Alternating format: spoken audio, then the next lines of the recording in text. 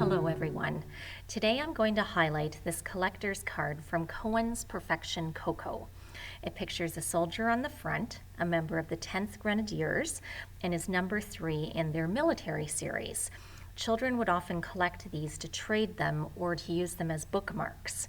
Cowan's Perfection Cocoa was made by Roundtree, which was one of the big 3 confectionery manufacturers in the UK in the late 19th and early 20th century. They went on to make Kit Kat, Aero, and Smarties, to name a few.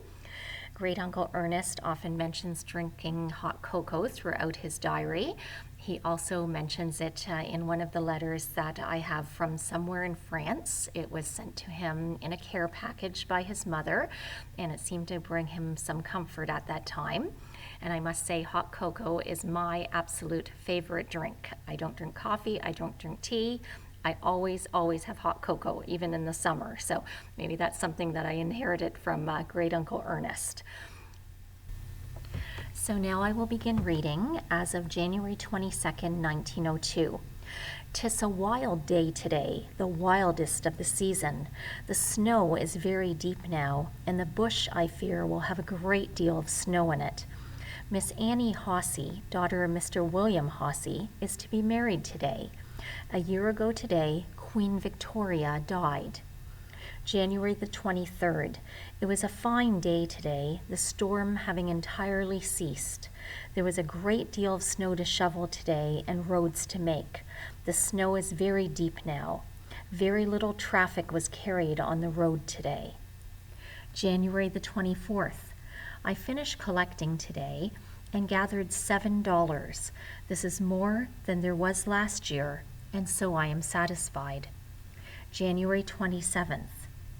We all went to Mr. Armour's on Saturday and enjoyed ourselves very much. Uncle George was also there with the girls. We played many games inside and out. A dog there furnished amusement by drawing us about on a sleigh. We left there after 6 and were glad to reach home. I went to church yesterday, but not to Sunday school, as the afternoon became stormy. During the night it thawed.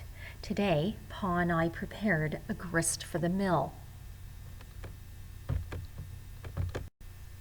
January the 28th.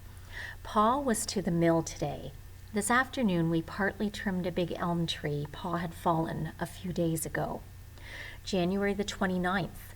This forenoon we hauled home some branches of the tree we trimmed yesterday. This afternoon we went to the bush and made considerable progress in spite of the deep snow. Thursday, January the 30th. We went to the bush this afternoon, and tonight Pa said he thought that we had cut in all about 5 cords. This is perhaps not very good work, but we only get about 3 hours daily. January the 31st. We finished hauling home the tree this forenoon and went to the bush this afternoon and added a few more trees to our pile. February the 1st. And so 1 month is over and another is begun. It snowed some today. This afternoon Pa and Ma went to town but returned early. February the 3rd. Yesterday some of us went to church, but it began to snow early in the day, and so we did not go to Sunday school. During the day it began to drift and continued to do so today. February the 4th. Today was a fine cold day. There was considerable snow shoveling to do in the neighborhood. February the 5th. Today Pa and I went to the back for a load of wood. We were only able to bring a small load because of the very deep snow. February the 6th. We brought home the loads of wood today and intend to try to finish it tomorrow. Tonight, Will Ferrier came down and spent a pleasant evening with us. February the 7th. We finished bringing home the wood today in 3 loads, with the pile consisting of poplar, elm, maple, birch, etc. February the 9th. Pa and Ma went to town today. It is very much looking like snow tonight. Tonight we had a batch of little pigs. Monday, February the 10th. We did not go to church yesterday as it was somewhat stormy. Today we commenced hauling stones to the barn, but as it was late when we started, we only got 2 loads over. Ma is not very well today, and I fear she is getting the grippe. February the 11th. Pa went to town this morning, and this afternoon we drew more stone. Ma is a little better today. February the 12th.